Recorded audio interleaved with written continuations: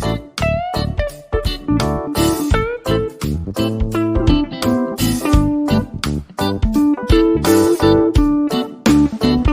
Everyone, management मंत्रा के इस video में आप पढ़ेंगे टाइप्स ऑफ बिजनेस एनवायरनमेंट, या बोला जाए तो इसको हम कंपोनेंट ऑफ बिजनेस एनवायरनमेंट भी बोलते हैं और डायमेंशन ऑफ बिजनेस एनवायरनमेंट भी बोलते हैं। तो नेक्स्ट हम देखते हैं कौन कौन से टाइप्स होते हैं बिजनेस एनवायरनमेंट की। तो बेसिकली इसको दो कैटेगरीज में डिवाइड किया जाता है, इंटरनल एनवायरनमेंट और एक्सटर्नल एनवायरनमेंट। इंटरनल एनवायरनमेंट जो कि आपके बिजनेस के अंदर के होते हैं, जिन पे कि आपका कंट्रोल होता है।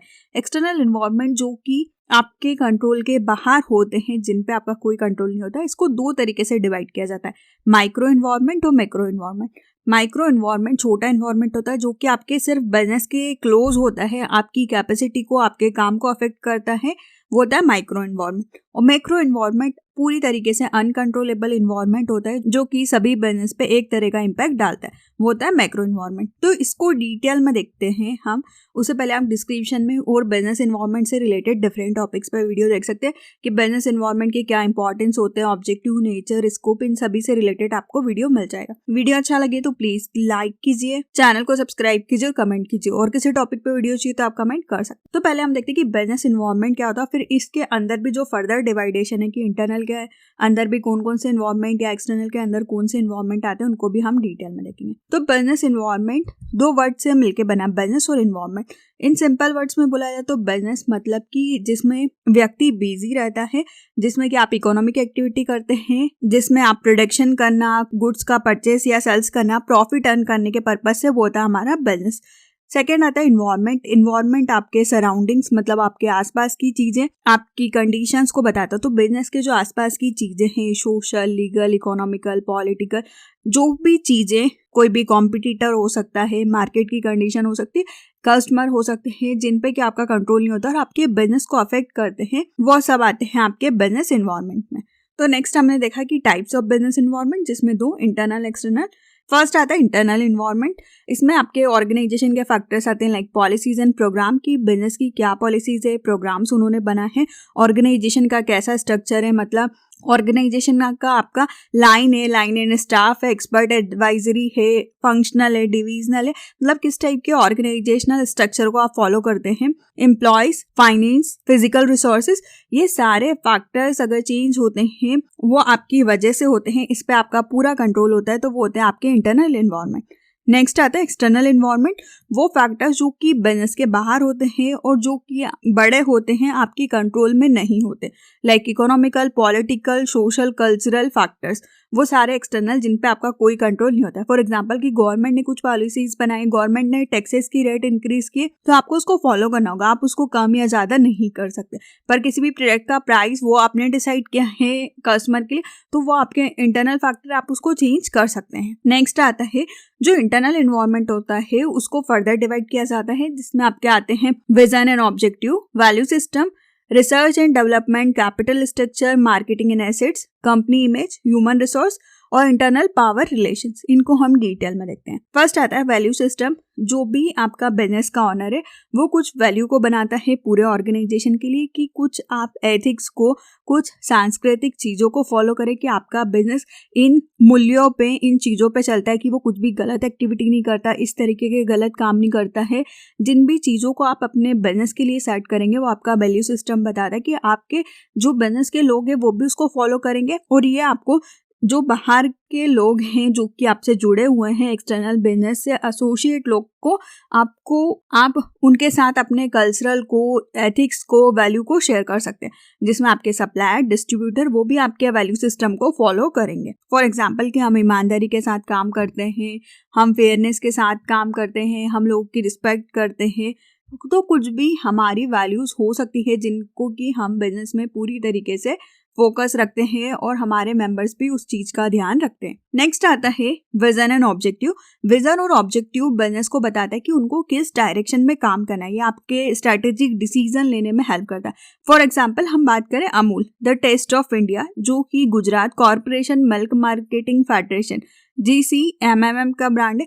तो आप देखते हैं कि अमूल कंपनी का विजन स्टेटमेंट है to provide more satisfaction and best price to the farmers, employees and distributors, कि ये लोगों को कम प्राइस में प्रोडक्ट प्रोवाइड करते हैं आपके किसान, कर्मचारी जो भी उनके साथ काम कर रहे हैं और जो भी उनसे लोग जुड़े हुए हैं डिस्ट्रीब्यूटर्स, और ये उनको सेटिस्फाइड करते हैं। इनका ये विजन है। तो इनको जो भी काम करना है, इनका ऑब्जेक्टिव या विजन इनके माइंड में सेट है, तो ये उसी के अकॉर्डिंग इनके डिसीजंस लेते हैं। तो कंपनी अपने विजन और ऑब्जेक्टिव के अकॉर्डिंग ही अपने डिसीजंस लेती है। नेक्स्ट आता है मैनेजमेंट स्ट्रक्चर एंड नेचर।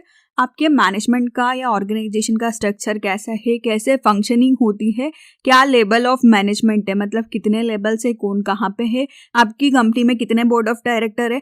ये डिफरेंट फैक्टर्स आपको डिसीजन लेने में हेल्प करते हैं कि सबसे ज़्यादा पावर किसके पास होगी डिसीजन लेने की, कितना प्रोफेशनलिज्म होगा, किस स्टाइल में वो पूरे ऑर्गेनाइजेशन को चलाता है। तो ये आपकी ऑर्गेनाइजेशन की ग्रोथ डेवलपमेंट में हेल्प करता है। फॉर एग्जांपल कि बोर्ड ऑफ डायरेक्टर किसी भी चीज का डिसीजन लेने में बहुत डिले करता है, तो हो सकता है कि जो अच्छी डील है वो किसी और के पास चली जाए। तो आपका ऑपरेशंस मैनेजमेंट की स्टाइल पे मेनली डिपेंड करता है, मैनेजमेंट के स्ट्रक्चर पे डिपेंड करता है। नेक्स्ट आता है इंटरनल पावर रिलेशंस।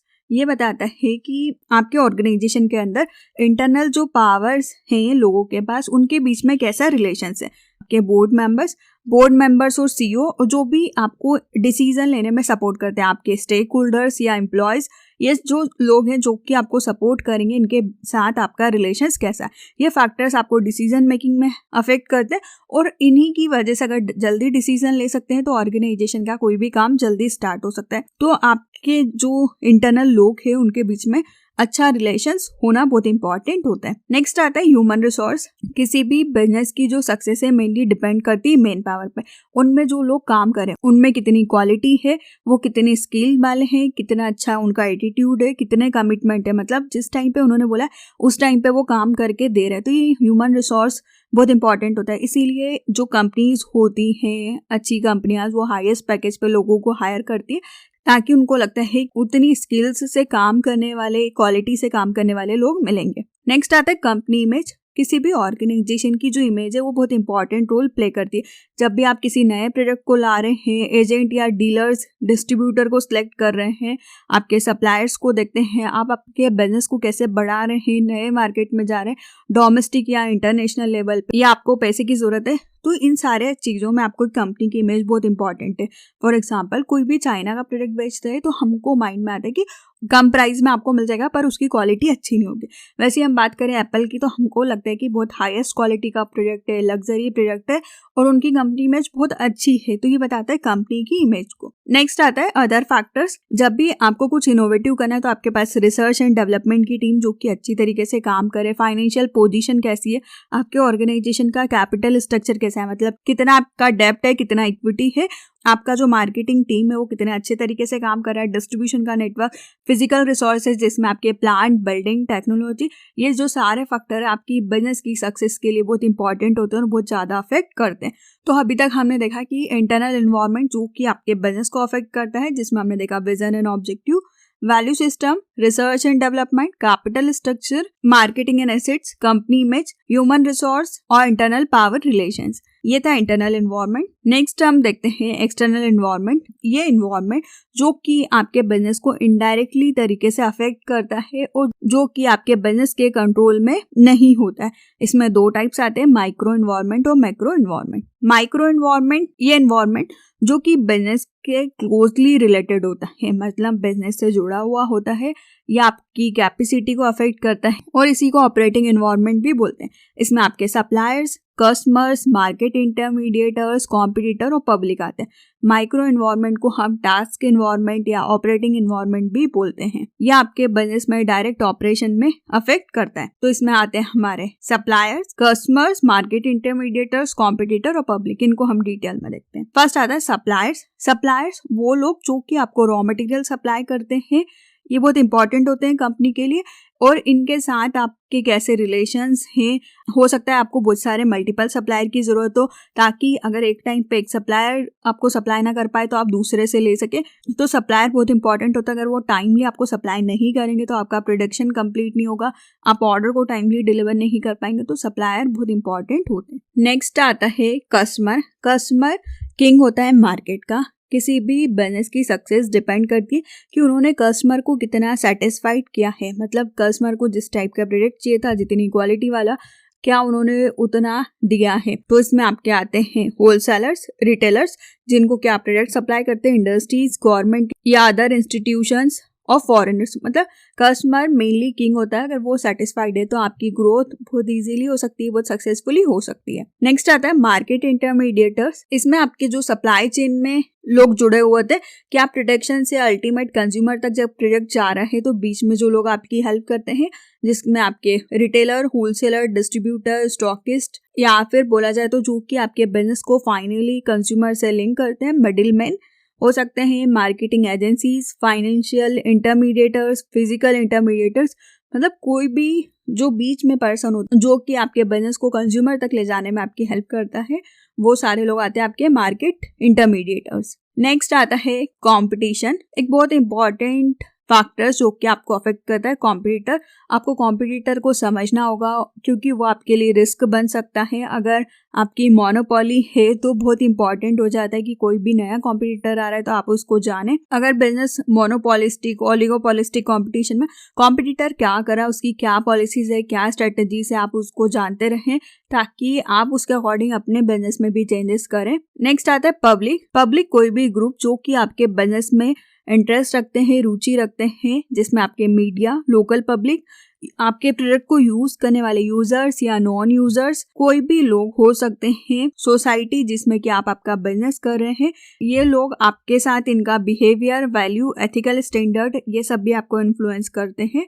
तो पब्लिक भी बहुत इंपॉर्टेंट होती है। तो अभी तक हमने देखा माइक्रो इन्वायरमेंट, जिसमें हमने देखा सप्लायर्स, कस्टमर्स, मार्केट इंटरमीडिएटर्स, कॉम्पिटिटर और पब्लिक। नेक्स्ट आता है मैक्रो इन्वायरमेंट। मैक्रो इन्वायरमेंट को ही हम जनरल इन्वायरमेंट या रिमोट इन्वायरमेंट भी बोलते हैं। मैक्रो इन्वायरमेंट जनरली जिन पे कि हमारा कोई कंट्रोल नहीं होता है, वो होते हैं आपके मैक्रो इन्वायरमेंट। मैक्रो इन्वायरमेंट को आप जैसे ही इन्वायरमेंट में चीजें हो रही है चेंज, आपको उसी के अकॉर्डिंग चीजों को अपने बिजनेस में अपनाना होता है, अडॉप्ट करना होता है। मैक्रो इन्वायरमेंट में आपका आता है political environment, economic, social, cultural, technological, legal और नेचुरल। जितने भी आपके इन्वायरमेंट आपने अभी तक कहीं भी पढ़े हैं इस टाइप के, वो सभी इसके अंदर आते हैं और ये इन्वायरमेंट आपने हमेशा या बहुत सारी जगह पढ़ा ही होगा। फर्स्ट आता है पॉलिटिकल इन्वायरमेंट। पॉलिटिकल इन्वायरमेंट जिसमें कि आपकी मेनली गवर्नमेंट आती है। गवर्नमेंट आपके बिजनेस की पॉलिसीज या बिजनेस के लिए फ्रेमवर्क को बनाती है। किसी भी कंट्री का क्या कॉन्स्टिट्यूशन है, मतलब देश का क्या संविधान है। पॉलिटिकल ऑर्गेनाइजेशन, कौन सी पॉलिटिकल पार्टीज अभी है, उनके क्या फिलॉसफी है, क्या गवर्नमेंट की आइडियोलॉजी है और ये आपके बिजनेस को कैसे अफेक्ट करेगी। नेक्स्ट आता है पॉलिटिकल स्टेबिलिटी, कि जो भी चीजें हैं स्टेबल है कि नहीं है, मतलब military, police force, electric system, labour या कुछ भी अदर सिचुएशन। नेक्स्ट आता है image of country and it's leader, कि आपकी कंट्री की इमेज कैसी है। फॉरेन में अगर आप बिजनेस ले जा रहे हैं तो वो भी आपको अफेक्ट करते हैं। नेक्स्ट आता है फॉरेन पॉलिसी अलाइनमेंट और नॉन अलाइनमेंट। फॉरेन में अगर आप बिजनेस ले जा रहे हैं तो उसकी क्या पॉलिसीज है और लॉ गवर्निंग बिजनेस की। बिजनेस को चलाने के लिए आपको कुछ रूल्स, रेगुलेशन या लॉ को फॉलो करना है तो उन लॉ को आप देखें और उनको फॉलो करें। तो ये होता है पॉलिटिकल इन्वायरमेंट जो कि आपके बिजनेस को अफेक्ट करता है। नेक्स्ट आता है इकोनॉमिक इन्वायरमेंट। इकोनॉमिक इन्वायरमेंट में इकोनॉमिक फोर्स जो कि आपकी बिजनेस एक्टिविटी को अफेक्ट करती है, बाइंग बिहेवियर को, कंज्यूमर कितना स्पेंड करने वाला है, कितना खर्च करने वाला है, वो भी इसी से आपको पता चलता है। तो इसमें मेनली कंपोनेंट आते हैं आपके इकोनॉमिक सिस्टम, जिसमें कि क्या आपकी कंट्री में कैपिटलिस्टिक, सोशलिस्टिक या मिक्स्ड इकोनॉमिक सिस्टम है, मतलब किस टाइप का सिस्टम आपकी कंट्री में चलता है। नेक्स्ट आता है इकोनॉमिक पॉलिसीज कैसी है, मॉनेटरी पॉलिसी क्या है, physical policy, supply side policy, और इन पॉलिसीज को आपको आपके बिजनेस के अकॉर्डिंग फॉलो करना होगा। नेक्स्ट आता है economic index, gross domestic product क्या है, कंज्यूमर प्राइस इंडेक्स, पर कैपिटल इनकम, फाइनेंशियल मार्केट को देखना, share market, money market, dry market, capital market और इंडस्ट्रियल इंफ्रास्ट्रक्चर। तो इकोनॉमिक एनवायरनमेंट की डिटेल का वीडियो का लिंक आपको डिस्क्रिप्शन में मिल जाएगा, आप वहां से और डिटेल में देख सकते हैं। अगर लोगों की इनकम ज्यादा होगी तो वो एक्सपेंडिचर भी ज्यादा कर सकते हैं, महंगी चीजें खरीद सकते हैं, तो ये इकोनॉमिक एनवायरनमेंट पर डिपेंड करता है। नेक्स्ट आता है social cultural environment. Social environment में आपके सोसाइटी के कैरेक्टरिस्टिक्स किसी भी बिजनेस के अंदर जो होते हैं, इसमें आपके मेनली जो कंपोनेंट्स आते हैं वो डेमोग्राफिक फोर्स, मतलब कि आपकी पॉपुलेशन का साइज, पॉपुलेशन किस टाइप की है, उनका कैसा स्ट्रक्चर है, उनकी कैसी मोबिलिटी है, मतलब किस टाइप की पॉपुलेशन रहती है, किस एज ग्रुप की, किस साइज की, किस जेंडर की, कितने एजुकेशन लेवल की, ऑक्यूपेशन की, वो सारे फैक्टर्स आपको अफेक्ट करते हैं, आपके बिजनेस को अफेक्ट करते हैं। फॉर एग्जाम्पल अच्छी एजुकेटेड पॉपुलेशन है तो आप हाई क्वालिटी वाला प्रोडक्ट भी सेल कर सकते हैं, नहीं है तो आपको लो क्वालिटी वाला कम प्राइसेस वाला प्रोडक्ट सेल करना होगा, तो ये भी आपके बिजनेस को अफेक्ट करता है। नेक्स्ट आता है सोशल इंस्टीट्यूशन इन ग्रुप्स, कि किस टाइप की सोसाइटी है, किस टाइप के जो लोग हैं वो रहते हैं। नेक्स्ट आता है cost structure and family organisation, जिस एरिया में आपका बिजनेस है वहाँ पे कास्ट का कैसा स्ट्रक्चर है, मतलब हर जो रिलीजन वाले लोग होते हैं उनका कल्चर डिफरेंट होता है, आप उस टाइप की चीज़ें सेल कर सकते हैं। फैमिली का ऑर्गेनाइजेशन जॉइंट फैमिली है या न्यूक्लियर फैमिली या सिंगल फैमिली है। नेक्स्ट आता है educational system and literacy rate, education system किस तरीके से है, वो लोग कितने एजुकेटेड है, कस्टम बिलीफ वैल्यू और लाइफस्टाइल, लोगों का क्या रीति रिवाज है, क्या मूल्यों पे वो चलते हैं और उनकी लाइफस्टाइल कैसी है। नेक्स्ट आता है लोगों के टेस्ट एंड प्रेफरेंस और एंटरप्रेन्योर स्पिरिट, ये सारे सोशल कल्चरल एनवायरनमेंट आपके बिजनेस को अफेक्ट करेंगे। नेक्स्ट आता है टेक्नोलॉजिकल एनवायरनमेंट, टेक्नोलॉजी जो कि बहुत जल्दी चेंजेस आ रहे हैं इसमें और जो कि आपके बिजनेस को बहुत अफेक्ट करती है, क्योंकि इंपोर्ट पॉलिसी बहुत इजी हो गई, तो आपको टेक्नोलॉजी में अपडेट करते रहना होगा। जो भी नई टेक्नोलॉजी आ रही है, हो सकता है अभी तक आप पुरानी टेक्नोलॉजी से ही प्रोडक्शन कर रहे हैं तो आप उसको चेंज करके नई टेक्नोलॉजी पे जाना होगा ताकि कम कॉस्ट में जल्दी प्रोडक्शन हो सके, तो आपको टेक्नोलॉजी के हिसाब से चेंजेस करने होंगे। तो फर्स्ट आता है इसमें rate of technological change and diffusion, कि किस रेट से टेक्नोलॉजी में चेंजेस आ रहे हैं और जो पुरानी टेक्नोलॉजी है वो जाते जा रही है। नेक्स्ट आता है new approach of production of goods and service, कि क्या नई टेक्नोलॉजी आ गई है गुड्स एंड सर्विसेज के प्रोडक्शन के लिए। नेक्स्ट आता है use of new process and equipment, आप नई तरीके की प्रोसेस और इक्विपमेंट्स को यूज करें। नेक्स्ट आता है ट्रांसफर ऑफ फॉरेन टेक्नोलॉजी, कि आप फॉरेन की टेक्नोलॉजी पर जा सकते हैं। और लास्ट आता है impact of technology on cost, quality and value chain, कि टेक्नोलॉजी की क्या कॉस्ट आ रही है, कितनी क्वालिटी और क्या वैल्यू चेन। तो टेक्नोलॉजिकल एनवायरनमेंट बहुत ज्यादा इम्पैक्ट डालता है किसी भी बिजनेस के मेनली प्रोडक्शन सिस्टम पे। नेक्स्ट आता है लीगल एनवायरनमेंट, लीगल इन्वायरमेंट में जो भी आपके रेगुलेटरी फोर्स है जो कि आपके बिजनेस को अफेक्ट करते हैं, जिसमें आपका करंट लेजिस्लेशन, मतलब जो भी कानून है आप उनको फॉलो करें, international legislation, regulatory bodies and process, tax regulation, competitive regulation, industrial specific regulation, government regulation, मतलब जो भी कानून है आपके हर चीज से रिलेटेड आपके बिजनेस के लिए आपको उनको फॉलो करना है। आपको देखना है कि कुछ भी चीजें आप कानून से बाहर ना करें, जो चीजें अलाउड ना हो, कि कुछ चीजें आप नहीं बेच सकते हैं तो आप उसका यूज नहीं कर सकते, कुछ केमिकल फूड प्रोडक्ट्स, आपको उन सारी चीजों का ध्यान रखना होगा। नेक्स्ट आता है नेचुरल एनवायरनमेंट, नेचुरल एनवायरनमेंट में जो भी आपके नेचुरल रिसोर्सेज या जो भी चीज आपके नेचर में प्रेजेंट होती है वो आप पे इम्पैक्ट डालती है। फर्स्ट आता है क्लाइमेट कंडीशन, क्लाइमेट चेंज हो जाता है तो प्रोडक्ट की डिमांड चेंज हो जाती है, तो क्लाइमेट बहुत इंपॉर्टेंट है। नेक्स्ट आता है एग्रीकल्चरल, कॉमर्शियल और अदर नेचुरल रिसोर्सेज, जो भी आपके रिसोर्सेज से बहुत लिमिटेड है, आप उन लिमिटेड रिसोर्सेज का कितने अच्छे तरीके से यूज कर सकते हैं। नेक्स्ट आता है इकोलॉजिकल सिस्टम, इकोलॉजिकल सिस्टम में जो भी आपके बायोलॉजिकल कम्युनिटीज या जो भी लोग लिविंग है, ह्यूमन पर्टिकुलरली या नॉन लिविंग थिंग्स, जिसमें आपकी एयर, वाटर, मिनरल्स, ऑर्गेनिज्म, आप उनके साथ कैसे इंटरेक्ट करते हैं और वो कंपोनेंट आपके बिजनेस से किस तरीके से लिंक है और आप उनका कैसे यूज करते हैं। नेक्स्ट आता है लेवल ऑफ पॉल्यूशन, कि आप कुछ भी ऐसी चीजें ना करें जिससे कि